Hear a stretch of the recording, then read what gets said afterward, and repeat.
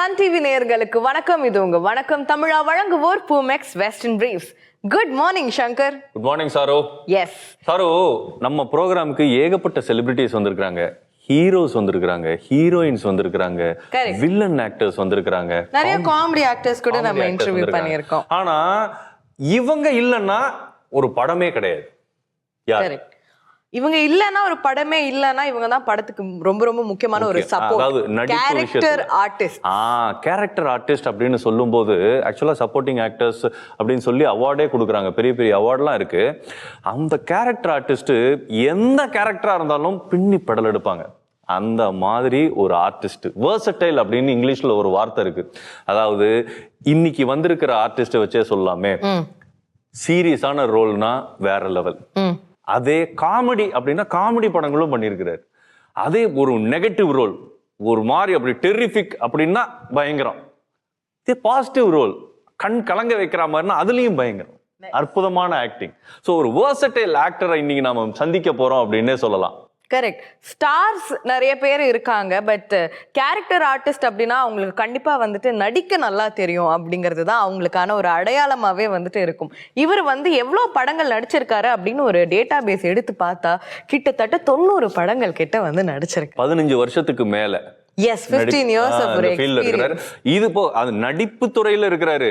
அதுக்கு முன்னாடி இவர்கிட்ட இன்னொரு டேலண்ட் இருக்கு. என்ன டேலண்ட் சொல்லுங்க? சினிமாட்டோகிராஃபர். நைஸ். இன்னும் என்னென்ன இருக்கு அப்படிங்கிறது தெரியல, எல்லாத்தையும் இன்னைக்கு கேட்டு வாங்க போறோம். லெட்ஸ் வெல்கம் ஆக்டர் அருள்தாஸ் அவர்கள். வணக்கம் சார். வணக்கம். எப்படி இருக்கீங்க? நல்லா இருக்கேன். உங்களை சிரிச்சு பாக்குறதே ரொம்ப வித்தியாசமா இருக்கு. எல்லா படத்துலயும் முறைச்சு பார்த்துட்டு ஆக்சுவலா அவரை பார்த்ததும் நான் ஏதோ பயந்துட்டேன், நீங்க ஏதோ தப்பு பண்ணிட்டீங்க, உங்களை அரெஸ்ட் பண்ணதான் அவர் வந்திருக்காரு, அந்த மாதிரி என்ன கேஸ்ல நீங்க மாட்டினீங்க சங்கர்னு கேட்கலாம் தான் இருந்தேன். ஏன்னா உங்களை பார்த்தாலே அந்த ஒரு காப் வந்திருக்காரு அப்படிங்கிற ஒரு ஃபீல் வருது. அவ்வளவு காப் ரோல்ஸ் நீங்களும் நடிச்சிருக்கீங்க. எனக்கு தெரிஞ்ச அவர் வீட்டுல ஒரு 4-5 போலீஸ் யூனிஃபார்மே இருக்கும் அப்படின்னு நினைக்கிறேன். இருக்கலாம், வாய்ப்பு இருக்கு. ஒரு இன்ஸ்பெக்டர், அப்புறம் ஒரு கமிஷனர். இதெல்லாம் தாண்டி நான் ஒரு விஷயம் யோசிச்சுட்டு இருந்தேன், போலீஸாவும் அவர் அழகா ஃபிட் ஆகுறாரு. இதே அதுக்கு ஆப்போசிட்டா ஒரு கேங்கு, அந்த கேங்குக்கு ஒரு தலைவன் அப்படின்னா அதுலயும் ஃபிட் ஆகுறீங்க. வேற லெவல் சார், பியூட்டிஃபுல். சரி, முதல்ல நம்ம அந்த சினிமாட்டோகிராஃபில இருந்தே வந்துடலாம். நீங்க ஒரு சினிமாட்டோகிராஃபர், 3 படங்கள் நீங்க கேமராமேனா ஒர்க் பண்ணிருக்கீங்க. இந்த சினிமாட்டோகிராஃபரா இருந்துட்டு அப்படி நடிப்புக்குள்ள வந்த ஒரு டிரான்சிஷன் இருக்கு தெரியுமா? அதை நினைச்சு இப்ப சந்தோஷப்படுறீங்களா இல்ல என்ன, எப்படி இருக்கு அந்த ஃபீலிங்? கண்டிப்பா சந்தோஷப்படுறேன். அப்படியா? ஆமாம். ஏன்னா இந்த கலைத்துறைக்கு இந்த நடிக்கிறதுக்காக அவ்வளோ பேர் வாய்ப்பு தேடி அலைஞ்சிட்டு இருக்காங்க. ஸோ காட்கேஸ் நம்மளுக்கு அந்த ஆக்டிங் ஃபீல்டில் ஒரு நல்ல படத்தில் அறிமுகமாகி நல்ல இயக்குனர்களால் அறிமுகப்படுத்தப்பட்டு இன்றைக்கி ஒரு நல்ல ஒரு கேரக்டர் ஆர்டிஸ்டாகவும் ப்ளஸ் எல்லா டைப் ஆஃப் நெகட்டிவ் கேரக்டர் பண்ணுறோம். அதே மாதிரி நல்ல ஒரு பாசிட்டிவான கேரக்டர், ஒரு லைட்டு ஹியூமன் மிக்ஸ் பண்ண கேரக்டர். ஸோ எல்லாமே வெரைட்டி ஆஃப் கேரக்டர்ஸ் கிடைக்கிது. அதை நம்ம பண்ணிட்டு இருக்கோம். அது வரைக்கும் ரொம்ப சந்தோஷம். அப்போ இன்னமும் ஃபீல் பண்ணுறீங்க சினிமாட்டோகிராஃபியில் நம்ம இன்னும் அடுத்த லெவலுக்கு போகாமல் நம்ம ஆக்டராக வந்துட்டோமேன்னு? கண்டிப்பாக. அது எப்படின்னா ஒரு காதலியை இழந்த வழி, அதே மாதிரி ஒரு நல்ல மனைவியை கல்யாணம் பண்ணி சந்தோஷமாக இருக்கிற ஃபீல் ஆக்டிங் ஃபீல்டு. பயங்கர பிலாசபிக்கலா போகுது சார். நீங்க எந்த ஊர் சார்? உங்க சொந்த ஊர்? அங்கிருந்து நீங்க சினிமாக்கு எப்படி வந்தீங்க? எனக்கு சொந்த ஊர் மதுரை. ஓகே. ஆமாம். நான் ஸ்கூலிங் தான் படித்து முடித்த உடனே எனக்கு ஒரு ஃபோட்டோகிராஃபி லைனில் இன்ட்ரெஸ்ட் இருந்துச்சு. ஸோ அப்போ வீடியோகிராஃபிலாம் நான் கொஞ்சம் பூமான டைம். ஸ்டில்ஸ் அண்ட் வீடியோ மேரேஜுக்கு பயங்கரமாக ஒரு வீடியோகிராஃபர் போனாங்கன்னா அவ்வளோ மதிப்பாங்க. அந்த மாதிரி ஒரு பீரியடு. அப்போது பிரேம்லால்னு ஒருத்தர் அண்ணன், எனக்கு அவர் தான் என்னோட குரு. ஃபோட்டோகிராஃபி எனக்கு என்னென்னு கற்றுக் கொடுத்தாரு அவர் தான். அவர்கிட்ட நான் அசிஸ்டண்டாக போய் ஒர்க் பண்ணேன் மதுரையில். ஸோ அவர்கிட்ட நான் அந்த videography and photography wedding stills அதை நான் கற்றுக்கிட்டு இருந்து அதுக்கப்புறம் நான் சென்னைக்கு டைரக்டர் பாலான மூலியமாக நான் சென்னையில் அசிஸ்டன்ட் கேமராமேனாக ஜாயின் பண்ணேன். ஆனால் நான் மகாநல்ல படத்தில் அவருடைய ரோல் இருக்கு தெரியுமா, இப்பவும் எனக்கு புல்லரிச்சிடும் சார். அந்த ரோல் பற்றி பேசும்போது மதமான கேரக்டர், வேற லெவல் கேரக்டர். அதாவது எங்கேயோ எப்படியோ மாறுற ஒரு கேரக்டர். அதில் ஒரு ஸ்மைல் ஒன்று வெக்கப்பட்டிருப்பீங்க நீங்கள், உங்களுடைய லவ்வரை பற்றி கேட்குறப்போ அப்படின்னு ஒரு விஷயம் பண்ணியிருப்பீங்க. அவ்வளோ நேச்சுரலாக இருக்கும். உண்மையிலேயே ஒரு கேங்ஸ்டர் இப்படிதான் இருப்பாங்களோன்னுலாம் நான் நினைச்சிருக்கிறேன் நான். இல்லை, அந்த படம் பார்த்து நிறைய பேர் அப்படி தான் நம்பினாங்க. உண்மையிலேயே ஒரு டான் அடிக்க வச்சிட்டாங்களோ அப்படின்னு. என்ன தெரியாதவங்கலாம் வேணா டேரக்டர் சுசீந்திரன் ஃபோன் பண்ணி கேட்டுருக்காங்க, யாருங்க ஒரு ஒரிஜினல் டான் அவர், உண்மையிலேயே ஏரியால கூட்டு விட்டீங்களா அப்படின்னு. எப்படி அதை கொண்டு வந்தீங்க நீங்க? இல்லை, அப்போ கொண்டு வந்து அது நான் வந்து கிரெடிட் எடுத்துக்கவே இல்லை. டேரக்டர் சுசீந்திரன் தான் அது காரணம், முழு காரணம். ஏன்னா நான் வந்து என்கிட்ட வந்து சுசீந்திரன் வந்து நடிக்க கேட்டப்போ எனக்கு பயமாகவும் இருந்துச்சு, ரொம்ப பதட்டமாக இருந்துச்சு. ஏன்னா திடீர்னு நடிக்க கேட்பறாப்லே அப்படின்னு. அதுமாரி இல்லைன்னா நீங்கள் வாங்க, உங்கள் லுக்கு ஒன்று போதும், நான் பார்த்துக்கிறேன் வாங்கன்னு ரொம்ப கான்ஃபிடண்ட்டாக நீங்கள் குட்டி படிக்க வச்சார். ஒவ்வொரு ஃப்ரேமும் அவர் சொல்லி கொடுத்தது தான். ஸோ ஏன்னா நான் ஆல்ரெடி இங்கேயே இருந்தனால, ஃபீல்டில் இருந்தனால அந்த படத்தில் ஒர்க் பண்ண எல்லாருமே என்னோடய நண்பர்கள், தம்பிகள். ஸோ அந்த பதட்டம் இல்லை, ஃப்ரேமில் சின்ன பதட்டம் இருந்துச்சு. பட் நம்ம ஃபீல் நிறையா ஒர்க் பண்ணியிருக்கனால அந்த சின்ன புரிஞ்சுக்கிட்டு டக்குன்னு பண்ண முடிஞ்சிச்சு. நீங்க சிம்பிளா சொல்லிட்டாரு, அவர் பதட்டம் இருந்தது. உங்களை பார்த்து தியேட்டர்ல எல்லாம் பதறி போய் உட்காந்துட்டு இருந்தாங்க. கண்டிப்பா. என்னப்பா இப்படி இருக்கிறாரு அப்படின்ட்டு. சார், நீங்க இப்போ வந்து நீங்க ஒரு கெரியருக்காக ஆசைப்பட்டு இன்னொரு ஜேர்னில வந்திருக்கீங்க. நீங்க உங்களை பார்த்து ஓகே இது நம்ம செமையா பண்ணிட்டோம்ல அப்படின்னு நீங்க ஒரு ஆக்டரா சாட்டிஸ்ஃபை ஆனது எந்த கதாபாத்திரத்துல சார்? இல்லை, எப்பயுமே நான் வந்து ஒரு கதாபாத்திரத்தை வந்து எப்படின்னா கில் பண்ண கூட நினைப்பேன். ஸோ அதை நான் வந்து எப்பயுமே ஒரு டைரக்டரோ ரைட்டரோ வந்து நம்மகிட்ட வந்து ஒரு கதையை சொல்லி அந்த கேரக்டர் என்னவா இருக்குது, அது என்னவா வந்து பிஹேவ் பண்ணும் அப்படின்றத நம்ம சொல்கிறப்ப புரிஞ்சுப்போம். அது என்னவா ஸ்க்ரீனில் வரும், என்னவா வரணும்னு. ஸோ அதை வந்து அந்த ரைட்டரோ டைரக்டரோ நினச்சி வச்சதை வந்து நம்ம வந்து சாவடிச்சிடக்கூடாதுன்னு நினைப்பேன் எப்பயுமே. ஸோ அதில் வந்து ஒரு 70% கொண்டாந்துரும்னு மெனக்கடுவோம். ஏன்னா சினிமா பொதுவாக எப்படின்னா கலை அப்படின்றது அந்த ஃப்ரேமுக்கு நம்ம உண்மையாக இருந்துடணும். அந்த ஒரு ஃப்ரேமுக்கு நம்ம உண்மையாக இருந்துட்டோம்னாலே நம்மளை வந்து சினிமா நம்ம காப்பாற்றி கொண்டு போயிட்டே இருக்கும். ஒரு தாய் மாதிரி நம்மளை காப்பாற்றி கொண்டு போயிடும். ஸோ எப்பவுமே நான் எப்பயுமே உண்மையாக இருக்குன்னு நினைப்பேன். அந்த ஃப்ரேமுக்கு நம்ம இப்போ நான் அடிபடுறேன்னா அடிபட்ட நடிப்பாக இருந்தாலும் விழுந்துரும் டப்புன்னு, அந்த மாதிரி சொல்கிறேன். அதனால் வந்து சும்மா ஒப்பி அடிக்கிறது இல்லை வந்து சும்மா அப்படி கடந்து போயிருந்தது இல்லாமல் பண்ணிடுவேன். ஸோ அதனால் நான் நடித்த படங்கள் எதுவுமே எனக்கு வந்து ரொம்ப திருப்தி இல்லாமல் அப்படிலாம் ரொம்ப எப்போயாவது தோணும்.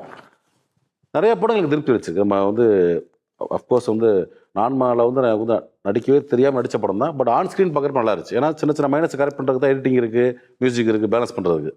பாபநாசன் ஒரு நல்ல படம், மகாராஜா அற்புதமான படம். நிறைய படங்கள் நான் எப்படி சொல்கிறது சொல்லுன்றக்கு அது வந்து தப்புன்னு சொல்ல வரல. இப்போ ரீசெண்டாக தாய் கிழவி, ஒரு சில படங்கள்லாம் வந்து யாரும் டக்குன்னு சொல்ல மாட்டாங்க. தடையற தாக்கெல்லாம் எப்படி கேட்டுறது, அந்த படம்லாம் ஆக்சுவலா வில்லன் வேற. ஆனா உங்களை பார்த்தா ஒரு பயம் இருக்கும். அந்த நீங்க பேசும்போது ஒரு படம் ஒன்று சொன்னீங்க, பாபநாசம் அப்படின்ட்டு. அதாவது ஒவ்வொருத்தர் நடிகருடைய லைஃப்லயும் அது ஒரு பெரிய ட்ரீமாவே இருக்கும், கமல்ஹாசன் அவர்களோட நடிக்கணும் அப்படின்ட்டு. அவர் கூட நடிச்ச அந்த அனுபவம். ஏன்னா இவர் சார் சொல்லியிருந்தாரு, ஃபர்ஸ்ட் டே ஷூட்டிங் அப்போ ரொம்ப பதட்டமாயிருச்சு, ஏதோ ஒரு என்கொயரி சீன் என்னன்னோ நான் கேள்விப்பட்டேன். இதை சொல்லுங்க சார், என்ன ஆச்சு, எப்படி இருந்தது? ஃபர்ஸ்ட் என்னன்னா, கமல் சார் மாதிரியான ஒரு மாபெரும் கலைஞர் கூட போய் நிற்கிறதே பெரிய விஷயம். ஸோ இப்படி உட்காந்து ஆக்ட் பண்ணுறது எப்படி இருந்திருக்கும், ஆக்ஷன் கேமரான்னு பதட்டம் ஆயிடுச்சு எனக்கு. ஒரு மாதிரி அந்த வீட்டில் உட்காந்து என்கொயரி பண்ணுற சீன் ஃபர்ஸ்ட் டைம் போகிறது. ஸோ அது வந்து ஒரு 2-3 டேக் வாங்கிட்டேன். நான் பயத்தில் வாங்கிட்டேன். மைண்டில் டேக் இது இருக்குது, டைலாக் இருக்கா, டேக்கில் வர மாட்டேன், வாயில் அப்படி தொண்டை நிற்கிது, வரல. அப்புறம் நான் என்ன பண்ணிட்டேன், சரி சொல்லிட்டு இப்போ ஒரு டீ சாப்பிட்டு ரிலாக்ஸ் பண்ணிட்டு அப்படி வந்து திரும்ப நடித்தேன். ஆனால் அது வந்து ரொம்ப ஈஸி பண்ணார். இந்த பயம் வந்து ஷூட்டிங் பயமா இல்லை கமல் சாரோட நடித்த பயம், கமல் சாரை பார்த்த பயம், அந்த பார்த்துட்டு. ஏன்னா ஒரு காம்பினேஷனை ஃபஸ்ட்டு ஒரு பெரிய ஆர்டிஸ்ட் நடிக்கணும் எப்படி இருக்கும் அவருக்கு, அப்படி பார்த்தாலும் முடிஞ்சு போச்சு, அவ்வளோ பயந்துரும்ல, அந்த ஒரு இது இருந்துச்சு. அப்புறம் அப்படியே கேஷுவலாக போயிடுச்சு. Nice sir. இப்போ நீங்க இதை சொல்லும்போது இதுவும் ஞாபகத்துக்கு வருது. கமல் சாரே வந்துட்டு உங்ககிட்ட உங்க நடிப்பை வந்து அப்ரிஷியேட் பண்ணி விக்ரம்லயும் நீங்க வந்து நடிக்கிறீங்களான்னு உங்ககிட்ட கேட்டு திரும்ப அந்த ஆப்பர்ச்சுனிட்டி உங்களுக்கு அமைஞ்சுதான் நாங்க வந்து கேள்விப்பட்டோம். அதை பத்தி சொல்லுங்க. விக்ரம் வந்து எப்படின்னா லோகேஷ் ஓகே கொடுத்த வாய்ப்பு தான் அது. ஓகே, அது எனக்கு டக்குன்னு திடீர்னு கூப்பிட்டாங்க. அப்புறம் நான் வந்து லோகேஷ் பண்ணணும்னா நான் வந்து ஒன்றுமே கேட்கல, ஸ்பாட்டுக்கு போய் தான் தம்பியை கூப்பிட்டு லோகேஷ் கூப்பிட்டு என்ன கேரக்டர் கேட்டேன். அதே மாதிரினா ஒரு 20 மினிட்ஸ் இருக்கும் இன்டர்வல் பிளாக் முன்னாடி வர சீன். உங்களோட பொண்ணு கல்யாணம், அதில் வந்து உங்களை கடத்திட்டு போகிறது, கமல் சார் கடத்திட்டு போவாங்கன்னு சொல்லிட்டு அந்த சீன். ஆனால் அது முக்கியமான சீனாக இருந்துச்சு. ஏன்னா என்னை கொண்டுட்டு தான் அவர் வந்து அந்த மாஸ்க் ஓப்பன் பண்ணி ரிவீல் பண்ணுவார் தான் யாருன்றத. ஸோ அது பயங்கரமாக இருந்துச்சு. ஆன் ஸ்க்ரீன் தேட்டரில் பயங்கரமாக இருந்துச்சு. மியூசிக்கோட பார்க்குறப்போ அந்த இது லோகேஷ் கனகராஜுக்கு தான் நன்றி சொல்லணும் தம்பிக்கு. இதில் ஒரு உண்மையாக சொல்லணும்னா எங்கேயுமே சொல்லலை நான் பெருசாக யார்ட்டையுமே. நான் கமல் சாரை மீட் பண்ணவே அந்த படத்தில். எதுலங்க? விக்ரம் படத்தில். ஏன்னா என்னை கடத்தி பைக்கில் கொண்டு போகிறது எல்லாமே ஒரு ஃபைட்டர் பைக் ரைடர் ஒருத்தர் இருந்தாப்புல, பாபுன்னு தம்பி. அவர் தான் என்னைய அந்த டூப் போட்டு பண்ணது. நான் இறந்த பிறகு எனக்கு டூப்பு கமல் சார் ஒரிஜினல். ஓ ஆனால் நீ போயிட்டு வாங்கிட்டாங்க அதை வேஸ்ட்டுக்கிட்டு கீழே படுத்துருப்பேன் நான். அது எனக்கு டூப் போட்டாங்க, கமல் சார் ஒரிஜினலாக இருப்பார். என்னை கடத்திட்டு போகிற வரைக்கும் நான் ஒரிஜினலு, கமல் சாருக்கு டூப் போட்டு வந்து சார். ஸோ அந்த படத்தில் மொத்த படத்துலையும் நான் ஒரு ஃப்ரேம் கூட கமல் சார் மீட் பண்ணவே இல்லை சார். அதாவது சினிமாவில் சீட் பண்ணி எடுப்பாங்கன்னு கேள்விப்பட்டிருக்கிறேன். ஆனால் உங்களையே சீட் பண்ணி எடுத்திருக்கிறேன் இந்த படத்தில். பட் கமல் சார் இதில் எங்கேயும் நான் சொன்னதே இல்லை. ஃபர்ஸ்ட் டைம் நம்ம ப்ரோக்ராம் சொல்கிறேன். நம்ம கமல் சாரோட நடிச்சாச்சு. அடுத்தது இவருடைய படத்துல ஒரே ஒரு ஷாட், நான் அப்படி பக்கத்துல சும்மாவாவது வந்து நின்னுக்கிறேன்னு பல பேர் ஏங்கிட்டு இருக்கிற நேரத்துல சூப்பர் ஸ்டாரோட ஃபுல் காம்பினேஷன்ல அவரோட படத்துல நடிச்சிருந்தீங்க காலால. அந்த அனுபவம் எப்படி இருந்தது? அது ஒரு மாபெரும் அனுபவம். ஏன்னா கமல் சார் மாதிரியான ஒரு மாபெரும் நடிகை நடிச்சுட்டு அப்படியே சூப்பர் ஸ்டாரோட நடிக்கிறது இருக்குல்ல, அதெல்லாம் எப்படின்னா நம்ம ஊரில் சும்மா சுற்றிக்கிட்டு இருக்கப்போ அதெல்லாம் நினச்சதோடு பார்த்துக்க மாட்டோம் லைஃப்பில். என்னடா இப்படி. ஆனால் அவங்க எல்லாமே தேட்டரில் ஃபர்ஸ்ட் ஷோ பார்த்து நம்ம வந்து தேட்டரில் பிரமிச்ச ஒரு நடிகர்கள், அவங்களோட அவனை போய் கூட போய் நடிக்கிறேன்னு இருக்குல்ல, அது வந்து பெரிய பாக்கியமாக கருதுறேன். ரஜினி சார் ரொம்ப இயல்பாக எப்படின்னா ஒரு கோ ஆர்டிஸ்ட்டு. அவங்க வந்து நம்மளை பார்த்து எந்த விதத்தில் பயந்துடக்கூடாதுன்றக்காக ஃபஸ்ட்டு மானிட்டர்லாம் பார்ப்பார். ஓ சார் நம்ம ஒட்டி இப்போ டைலாக் பார்த்துக்கலாமா அப்படின்பார். உங்களுக்கு எப்படி இருக்கும்? சார் சார் இப்போ பார்த்துலாம் சார். அந்த மாதிரி ஒரு ஆப்போசிட் இருக்கிற ஒரு ஆர்டிஸ்ட்டு நம்மளை பயந்துடக்கூடாது, ஈஸி பண்ணி விடுவார். டேக்கில் ரொம்ப ஈஸியாக இருக்கும். அது ரெண்டு பேருக்கும் ஒரு டிஃப்ரென்ஸ் அப்படின்னா எப்படி நீங்க, ஏன்னா எல்லாருக்குமே இந்த சான்ஸ் கிடைச்சிருக்காதுல்ல. ரெண்டு பேருக்கும் ஒரே ஒற்றுமை என்னன்னா, ரெண்டு பேரும் கடுமையான உழைப்பாளிகள். அந்தந்த ஃப்ரேமுக்கு அப்படி உழைப்பாங்க. இன்னைக்கு வரைக்கும் அவங்க வந்து ஃபீல்டில் எவ்வளோ பேர் வந்துட்டாங்க, யூத் இன்னைக்கு ஆர்டிஸ்ட் எவ்வளோ பேர் வந்துட்டாலும் அவங்க ரெண்டு பேரும் அப்படி நிற்கிறாங்க பாருங்க. இப்போ மலையாளத்தில் வந்து மம்பட்டி சார் மோகன் சார் நிற்கிற மாதிரி தமிழ் ரஜினி சார் கமல் சார் இன்றைக்கும் நிற்கிறாங்க. எவ்வளோ ஆர்டிஸ்ட் பாருங்க, எவ்வளோ ஹீரோஸ் வந்தவங்க இருக்காங்க, திரும்ப போனவங்க இருக்காங்க. ஆனால் அவங்க ரெண்டு பேரும் அப்படியே இருக்காங்க பாருங்க. அது வந்து சினிமா மேலே அளப்பரிய ஒரு காதல். அதே மாதிரி ரொம்ப சின்சியராக இருப்பாங்க. அந்த ஃப்ரேமுக்கு அந்த படத்துக்கு என்ன வேணுமோ அதை பண்ணுவாங்க. அதனால் இன்றைக்கி வரைக்கும் இருக்காங்க. ஸோ உங்களுக்கு ஆல்ரெடி சினிமாட்டோகிராஃபிலேருந்து ஆக்டருங்கிற ஒரு டிரான்ஸ்ஃபர்மேஷன் நடந்திருக்கு. இது உங்கள் பாஸ்ட். உங்கள் ஃப்யூச்சரில் இன்னொரு டிரான்ஸ்ஃபர்மேஷன் இருக்குமா? நீங்கள் டிரெக்ட் பண்ணுற மாதிரி ஏதாச்சும் ஐடியா உங்களுக்கு இருக்கா? இல்லை வேறு ஏதாச்சும் பண்ணுற ஒரு பிளான் வச்சுருக்கீங்களா? இப்போ வந்து ஒரு கேரக்டர் ஆர்டிஸ்டாக போயிட்டுருக்கோம். பட் என்னென்னா ஒரு சிலர் வந்து நம்மளை லீடாக வச்சு பண்ணலாமான்னு பேச்சுவார்த்தை போயிட்டுருக்கு.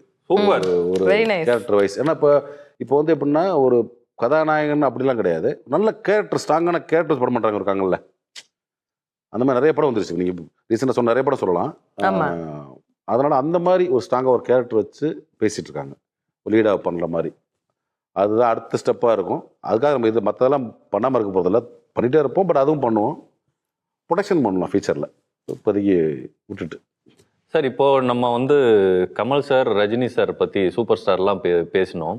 இப்போ அடுத்தது வந்து வெறும் ஹீரோஸ் மட்டும் இல்லாமல் அந்த எஸ்டைய ஹீரோயின்ஸ் இப்போ வேற லெவலில் இப்போ கலக்கிட்டு இருக்கிறாங்க. அவங்க ஒரு சப்போர்ட்டிங் ஆக்ட்ரஸாக கலக்கிட்டு இருக்கிறாங்க. ஃபார் எக்ஸாம்பிள் அப்பத்தால ஊர்வசி மேடமோட பின்னிருந்தீங்க. அதுக்கப்புறம் இப்போ தாய் கிழவியில் ராதிகா மேமோட. அந்த அனுபவங்கள்லாம் எப்படி இருந்து? ஊர்வசி மேடம்லாம் வந்து நடிப்புனா அப்படி அப்படி ஒரு ஒரு அனுபவம் நடிக்கும் அவங்களுக்கு. உச்சந்தளவு உள்ளங்களும் நடிக்கும் அவங்களுக்கு. அதே மாதிரி ராதிகா மேடம் அவ்வளவு ஸ்ட்ராங்கான கேரக்டர் பண்ணக்கூடிய ஆள். அவங்க காம்பினேஷன் நான் போய் நடிச்சதே எனக்கு வந்து எப்படின்னா பெரிய பெரிய புண்ணியம். எப்படின்னா அதெல்லாம் எத்தனை பேருக்கு கிடைக்குமே தெரியாது. ஏன்னா அப்பத்தா பண்ணுறப்பெல்லாம் வந்து ஊர்வசி மேடம் கூட ஒரு ஃப்ரேமும் இருந்து கற்றுக்கிட்டேன். அவ்வளோ சொல்லுவாங்க. அவங்க ரொம்ப ரொம்ப நல்ல டைப். ஊர்வசி மேடமும் சரி, அதே மேடம் சரி, அவங்க வந்து தாஸ் இப்படி பண்ணு இப்படி பண்ணுன்னு எனக்கு அவ்வளோ டிப்ஸ் கொடுப்பாங்க. எனக்கு ஆக்சுவலாக கொஞ்சம் திக்கும் வாய், கடகடன்னு பேசிடுறப்போ கொஞ்சம் லைட்டஸ்ட் டைம் வந்துடும். அப்போ ஒரு சீன் அப்படி தான் நடிச்சு, இங்கே பாருங்க நீ பண்ணிட்டேன் சரணும் போயிடலாம் சார்ட்டேன். ஏன் சூப்பராக இருந்துச்சு அது அப்படின்ட்டாங்க. அதான் நேச்சுரலு, நீ அதையும் மிஸ் பண்ணுற தாசுன்ட்டாங்க என்கிட்ட. அதை மிஸ் பண்ணாத. ஏன்னா அந்த பதட்டத்தில் அப்படி தான் இருக்கும் லைவில். பர்ஃபெக்டாக பேச திரும்ப ஒன்மர் போனால் திரும்ப அதே மாதிரி பண்ணுனாங்க. ஒன்மர் போய் அதே மாதிரி தான் பண்ணேன் நான். இங்கே பாருங்க நீ வந்து நீங்கள் அப்படின்ட்டேன். சூப்பர்ட்டாங்க அவங்க. அந்த மாதிரி அவங்க வந்து எப்படின்னா எதெல்லாம் லைவாக இருக்கோ ஆன் ஸ்க்ரீன்னு டப்புன்னு பிடிச்சிருவாங்க. அதே மாதிரி தாக்கிலை மேடம் நடித்தது, ராதிகா மேடம் நடித்ததெல்லாம் பயங்கரமான எக்ஸ்பீரியன்ஸ். ஏன்னா அவங்களுக்கு வந்து ஆல்ரெடி மேக்கப் போட்டு அவ்வளவு இதோட இருந்தால் கூட எங்களுக்கு அவ்வளவு இது பண்ணுவாங்க, இப்படி பண்ணீங்க. சார் வந்து இந்த சினிமாட்டோகிராஃபி இன்னும் மனசுக்குள்ள இருக்கிறதுனால ஒரு செக்மெண்ட் ஒன்று போகலாம் அப்படின்னு. சொல்லுங்க, என்ன பண்ணலாம்? ஒவ்வொருத்தருக்கும் பிடிச்ச படங்கள் அப்படின்னு இருக்கும். கண்டிப்பா. சார், உங்களுக்கு பிடிச்ச 5 படங்கள், ஆனா நடிப்புக்காக இல்ல, சினிமாட்டோகிராஃபிக்காக. நைஸ். அது ஏன்னா அது நீங்க சொல்லணும், என்ன ரீசன் சொல்லணும். சும்மா சினிமாட்டோகிராஃபி நல்லா இருக்குன்னு சொல்லி அப்படிலாம் ஏமாத்தக்கூடாது சின்ன பசங்களை. நீங்க பார்த்து ரசிக்கும் போது சூப்பரா பண்ணியிருக்காங்கல்ல அப்படி நீங்க யோசிச்சிருப்பீங்களா சார் சில படங்கள்? இப்போ வந்து என்னன்னா எல்லாருமே சூப்பராக பண்ணுறாங்க, யாருமே குறை சொல்ல முடியாது. எல்லா சினிமாட்டோகிராஃபருமே வந்து இன்னைக்கு பிரமாதம் பண்ணுறாங்க. ஏன்னா இன்னைக்கு வேர்ல்டு வைடு வந்து நம்ம அப்டேட்டில் இருக்காங்களோ ஹாலிவுட்டில் அதை அப்படியே இங்கே பண்ணிடுறோம் நம்ம. முன்னாடி அந்த வசதிகள் கிடையாது. நம்ம ஒரு 20 இயர்ஸ் 30 இயர்ஸ் முன்னாடி அந்த வசதி கிடையாது. இன்றைக்கி லென்ஸில் இருந்து லைட்டில் இருந்து எல்லாமே டக்குன்னு வந்துடுது. சரி, இப்போ வேண்டாம், கொஞ்ச காலத்துக்கு முன்னாடின்னு வச்சுக்கலாம். ஏன்னா இப்போ ஏமாத்த பாக்குறீங்க நீங்க எல்லாருமே. இல்ல அப்படி இல்ல, பிளாக் அண்ட் ஒயிட் காலத்துல தான் எனக்கு பிடிக்கும். பிளாக் அண்ட் ஒயிட்ல நம்ம அந்த நாள்லாம் பாத்தீங்கன்னா மாருதி ராவ் சார் பராசக்தி பண்ணார்ல, ஓகே, அந்த நாள் பாருங்க லைட் அண்ட் ஷாடோல அப்படி இருக்கும். அவ்வளோ அழகா பிளாக் அண்ட் ஒயிட்னே சொல்ல முடியாது. பிளாக் அண்ட் ஒயிட் படம் தான் பார்ப்பானா அந்த ஒரு கலர் ஃபீல் ஒரு நம்மளுக்கு இருக்கும். அவ்வளோ டார்க் அண்ட் ஷேட் பண்ணியிருப்பாரு. ஒரு மாதிரி கிரைம் மூவி அது ஒன்று. அப்புறம் வந்து நிறைய படங்கள் சார், பாலுமந்தா சார் படங்கள் நான் அப்போ ரொம்ப ஏர்லியராக பார்த்ததில் நீங்கள் கட்டவை ரொம்ப பிடிக்கும் எனக்கு. ஏன்னா அந்த கிளைமேட் அதெல்லாம் சின்ன வயசில் இப்போ அதாவது பளிச்சுன்னு இருக்கேன்னு பார்ப்போம்ல அந்த மாதிரி. அப்புறம் தொடர்ந்து அவர் படங்கள் பார்க்க ஆரம்பித்தோம். சந்தோஷ் சிவன் சார் ரோஜாலாம் ரொம்ப பிரமாதமாக இருந்துச்சு. அப்போ நம்ம ஊரில் ஃபோட்டோகிராஃபி பண்ணிட்டு இருந்த காலகட்டத்தில் இதெல்லாம் வெட்டிங் ஃபோட்டோகிராஃபிலாம் பண்ணி அதெல்லாம் நமக்கு ஒரு ரெஃபரன்ஸ் எடுத்துக்கிறோம் நம்ம. அப்படி இருந்துச்சு. அதுக்காக அப்போ வந்து இந்த மாதிரி ஃபோட்டோகிராஃபி சம்மந்தப்பட்ட படங்கள்லாம் பார்க்கறது இல்லை. சந்தோஷ் சிவன் சார் படங்கள் பார்த்தோம். ரோஜா, பிசி சார் படம், எவ்வளோ படங்கள் இருக்கு. பிசி சார் படம்னா என்ன படம்? நிறைய படம் அவங்க சொல்லணும். ஏதாவது ஒன்று தான் சொல்லணும். திருடாதே, அது இன்னைக்கு வரைக்குமே அதை கிராஸ் பண்ணல யாருமே. இந்த மந்த் ரிலீஸ் நினைக்கிறேன். ஆக்சுவலாக தெலுங்கானா படம் கீதாஞ்சலி ரீலீஸ் பண்ண நினைக்கிறேன். செம்ம ஃபோட்டோகிராஃபி படம் அந்த படம். அது பிடிச்சிருக்கு. அதில் எனக்கு இன்னும் ஞாபகம் இருக்கு, சின்ன வயசுல இந்த மிஸ்ட் எல்லாம் அதே மாதிரி இந்த ஷூ ஷாட் வச்சு கால் வச்சோன்னா க்ளோஸ் அப் தண்ணியை புளுக்கு வெளியே வரும். அதெல்லாம் மறக்கவே முடியாது ஷாட்ஸ். அது மாதிரி இதுதான் சார், இதுதான் அந்த சினிமாட்டோகிராஃபருடைய ரசனை. அதனாலதான் நான் கேட்டது. இந்த மாதிரி சின்ன சின்ன நீங்க ரசிச்ச ஷாட்ஸ் எல்லாம் இருக்கு தெரியுமா? வேற அடுத்து 5வது படம் அதே மாதிரி வந்து கண்ணன் சார் படம். அவர் பாரராஜா படம் நிறைய படங்கள் கண்டினியூ பண்ணியிருந்தாலும் ஒரு படமும் ஒரு பேட்டர்ல இருக்கும் ஃபோட்டோகிராஃபி. நீங்க பாத்தீங்கன்னா நாடோடி தண்டை ஒரு மாதிரி இருக்கும், முதல் மரியாதை ஒரு மாதிரி இருக்கும். அதுல உங்களுக்கு பிடிச்ச படம்? மண் வாசனை ஒரு மாதிரி இருக்கும். எனக்கு அதுல ரொம்ப பிடிச்சது வந்து முதல் மரியாதை. ஓகே. ஏன்னா வித்தவுட் லைட்ஸ் நிறைய யூஸ் பண்ணிப்பார். Without lights. Okay okay. அதில் பார்த்தீங்கன்னா லைட்ஸ் யூஸ் பண்ணிக்க மாட்டாரு. அந்த அந்த கதைக்கு அவ்வளவு பொருத்தமாக இருக்கும். அந்த அந்த நீங்கள் வந்து கதையோட வெளியே போகவே முடியாது. அதுவும் சரி, மண் வாசனையும் சரி. நம்மளும் அந்த கிராமத்துல போயிருப்போம், உள்ளே போயிரும். மண் வாசனை நீங்கள் அஃப்கோர்ஸ் பார்த்தீங்கன்னா அந்த நீங்கள் படத்துக்கு நீங்கள் வந்து படம் பார்த்துட்டு இன்ட்ரோவில் வரப்போ தான் நம்ம சிட்டியில் இருக்க ஃபீலே வரும். அவ்வளோ ஃபோட்டோகிராஃபி வந்து அவ்வளோ உள்ளே கொண்டு போயிடும். கண்டிப்பா நீங்க நிறைய படங்கள் ரசிச்சிருப்பீங்க, நிறைய படங்கள் நிறைய பேர். ஆமா, அதுல இந்த 5 படம் நீங்க கேட்ட 5 படம் சொல்லியாச்சு. நைஸ். ஓகே, நான் நெக்ஸ்ட் டைம் இந்த 5 படங்களும் பார்க்கும்போது நீங்க எப்படி பார்த்திருப்பீங்க அப்படின்னு நானும் அந்த கேமரா அதெல்லாம் வந்து ரசிக்க வந்து கத்துக்கிறேன். நீங்க பேசுறதும் போது நல்லா சிரிச்சிட்டு பேசுறீங்க, ஆனா உங்களுக்குள்ள அந்த புரட்சிகரமான விஷயங்கள் இன்னும் நிறைய இருக்கு. ஆக்சுவலா நீங்க ரொம்ப சீரியஸ் டைப்பா இல்ல ஒரு ஜாலியான டைப்பா? எப்படி வீட்ல எல்லாம் எப்படி? நான் ரொம்ப ஜாலியான டைப் தான். உங்க ஃப்ரெண்ட்ஸ் எல்லாம் சீரியஸ் டைப் கிடையாது. நான் ரொம்ப ஜாலியான டைப் தான். ஓகே, நம்பணும், போய் கிடையாது, உண்மை அது. நான் ரொம்ப ஜாலியான டைப் தான். பார்த்தா கொஞ்சம் படங்கள்ல பாக்குறப்ப சீரியஸா இருப்போம், பார்த்தா பயமா தான் இருக்கும். ஸ்ட்ரிக்ட்டா இருக்கீங்க சார். பார்த்தா நம்ம டிசைன் எப்படி, வண்டி மாடல் எப்படின்ற மாதிரி நம்மள லுக் வைஸ் எப்படி இருக்கும் பாக்குறப்ப. லுக் வைஸ் கொஞ்சம் டெரரா பாக்குற மாதிரி தெரியும்.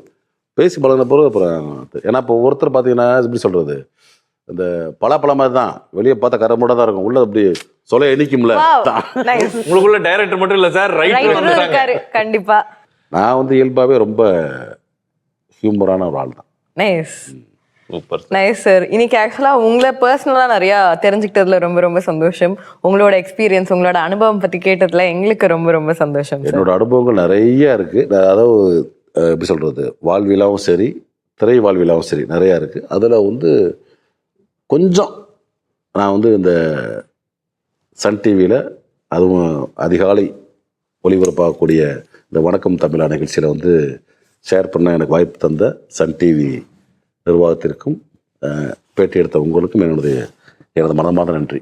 Thank you sir. Thank you. Sun TV நேரில் அனைவருக்கும் என்னோட நிகழ்ச்சியை இவ்வளோ நேரம் பொறுமையாக பார்த்ததுக்கு உங்களுக்கு நன்றி, வாழ்த்துக்கள். உங்களோட நேரத்தை எங்களுக்கு கொடுத்ததுக்கும் ரொம்ப ரொம்ப நன்றி. கூடிய சீக்கிரம் வந்துட்டு உங்களை லீடா வச்சு அந்த படம் நடக்கணும், அதை நாங்கள் தியேட்டர்ல போய் பார்க்கணும்னு நாங்கள் ஆசைப்படுறோம். அப்போ வந்து மறுபடியும் நாங்கள் வந்து உங்களை இன்டர்வியூ எடுப்போம்னு நினைக்கிறேன். அண்ட் இதே மாதிரி சூப்பரான ஒரு கெஸ்டோட சூப்பரான ஒரு நிகழ்ச்சியோட மீண்டும் நாங்கள் உங்களை வந்து சந்திக்கிறோம். Until then, it's bye from me, Saru and Shankar.